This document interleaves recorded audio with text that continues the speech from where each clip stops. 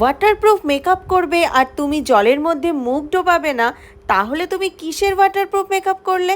তাহলে চলো শুরু করা যাক এবার আমার ওয়াটার রেজিস্ট্যান্ট মেকআপ শুধুমাত্র তোমাদের জন্য। তো প্রথমেই এখানে আমি মুখটাকে ভালো করে একটা টিস্যু দিয়ে ক্লিন করে নিচ্ছি। আর এই যে দেখো আমার ঠোঁটের কিন্তু বেহাল অবস্থা লিপস্টিক পরে। ফেস ক্লিন করার পরে এখানে আমি অ্যাজ আ টোনার বা মিস্ট হিসেবে তোমরা বলতে পারো রিকর্ডের গ্রিপ স্প্রে ইউজ করে নিচ্ছি। এটা ভীষণ ভাইরাল একটা প্রোডাক্ট। যতটা ছোট দেখালাম ততটা ছোট কিন্তু একদমই পাওয়া যায় না। আমি ওদের প্রোডাক্ট কিনেছিলাম তাই ওটা গিফট করেছিল। এখন আমি ইউজ করছি একটা ওয়াটার বেস ময়শ্চারাইজার যেটা ছিল ম্যাকিজমিয়ার। এটাও কিন্তু ভীষণ ভালো, সব থেকে ভালো লাগে এটার স্মেলটা। আজকে আমি আমার ফেসটা কারেক্ট করার জন্য দুটো ডার্মার রিফিল ইউজ করছি। এই ডার্মার রিফিলটা আমি প্রায় ইউজ করি, যেটা আমার স্কিনের সঙ্গে খুব ভালো যায়। আর এই সামারের জন্য তোমরা তো জানোই ক্রাইলন ডার্মার কোনো তুলনাই হয় না। তারপর চলে এলাম ফাউন্ডেশনে। আর ফাউন্ডেশন আজকে আমি রিকর্ডের ইউজ করছি। রিকর্ডের ফাউন্ডেশন আর তার সঙ্গে অ্যাফ্রিলেজার ম্যাজিক ড্রপ আমি মিক্স করে ইউজ করব। আমি এখানে অ্যাফ্রিলেজার ম্যাজিক ড্রপ ইউজ করেছি, তোমরা কিন্তু আরও অনেক ম্যাজিক ড্রপ আছে যেগুলো ইউজ করতে পারো, সেগুলোও কিন্তু ভীষণ ভালো কাজ করে। আর রিকর্ডের ফাউন্ডেশন নিয়ে তো কোনো কথাই হবে না, একদম ফুল কভারেজ একটা ফাউন্ডেশন। তোমরা দেখেই বুঝতে পারছো যে আমার স্কিনের দাগ ছোপ যা ছিল প্রত্যেকটা জিনিস কিন্তু একদম ঢেকে দিয়েছে এই ফাউন্ডেশনটাও। অবশ্যই ফাউন্ডেশন ইউজ করবে, না হলে কিন্তু তোমাদের মুখের সঙ্গে গলা যদি ম্যাচ না থাকে তাহলে কিন্তু মেকআপটা দেখতে একদম ভালো লাগবে না। এরপর আমি ইউজ করে নিয়েছি ফরএভার 52 এর একটা কনসিলার। এই কনসিলারটা কিন্তু আমি অল টাইম ইউজ করে থাকি, আমার যে কোনো ব্রাইডের ক্ষেত্রেও কিন্তু এই কনসিলারটাই আমি ইউজ করি। আমার খুব ফেভারিট একটা কনসিলার। তোমরা যে কোনো জিনিসের শেড জানতে চাইলে অবশ্যই আমাকে কমেন্ট করো, আমি জানিয়ে দেব। সেটিং পাউডারটা ফুল ফেসে খুব ভালোভাবে ইউজ করে নিতে হবে। তারপরে কিন্তু এখানে আমি ওয়াটার টেস্ট করে তোমাদেরকে একটু দেখিয়ে দিই যে আমার মেকআপটা আদৌ ওয়াটারপ্রুফ হয়েছে কিনা। তোমরা তো দেখতেই পাচ্ছ ফুল ফেসে কিন্তু আমি ওয়াটার স্প্রে করেছি, আর টিস্যু দিয়ে মোছার পরেও কিন্তু আমার টিস্যুতে একটুও কোনো রকমের ফাউন্ডেশনের দাগ নেই। তারপর আমি আইব্রো পমেড দিয়ে আইব্রোটা খুব সুন্দরভাবে করে নিয়েছিলাম।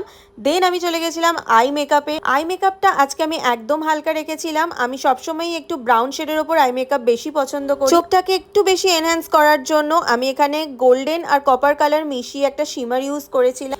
ব্ল্যাক কালারের কাজল ইউজ করতে করতে বোর হয়ে যাওয়াতে তাই আজকে একটু ট্রাই করে নিয়েছিলাম ব্রাউন কালারের কাজল।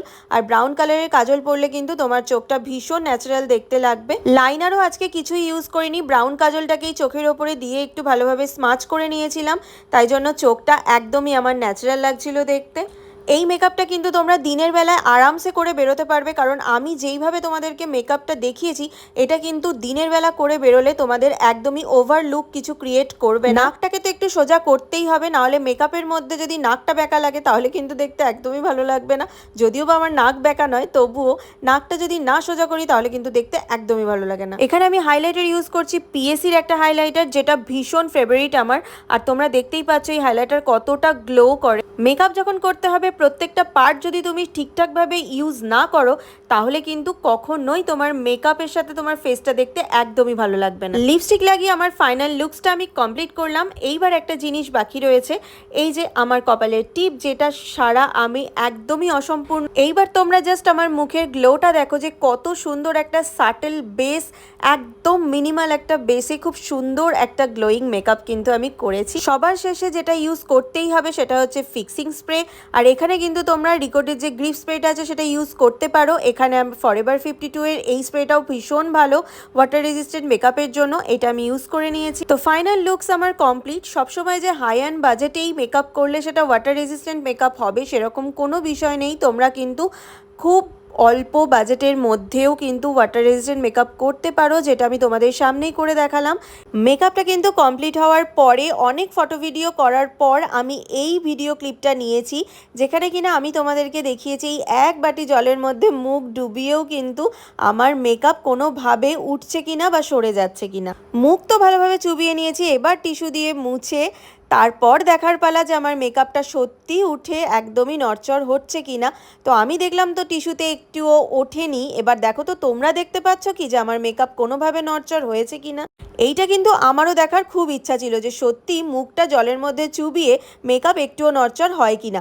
শেষে দেখলাম যে একটুও কিন্তু মেকআপের নড়চড় হয়নি। তাহলে চলো তোমরাও কিন্তু চিন্তা মুক্ত হয়ে ঠিক এই পদ্ধতিতে এই স্টেপ মেনেই মেকআপ করো আর একদম নিশ্চিন্তে থাকো। ভিডিওটা অনেকটা লং হয়ে গেছে জানি, কিন্তু তোমরা যারা শেষ পর্যন্ত আমার ভিডিওটা দেখেছো অবশ্যই কমেন্ট করে জানিও। সবার প্রথমে জানিও কেমন লাগছে আমাকে এই লুকসটা করে, আর নেক্সট জানিও যে এই ওয়াটার রেজিস্ট্যান্ট মেকআপটা দেখে তোমরা কতটা হেল্পফুল হলে। তাহলে চলো আজকের মতো সবাইকে এখানেই টাটা জানাচ্ছি।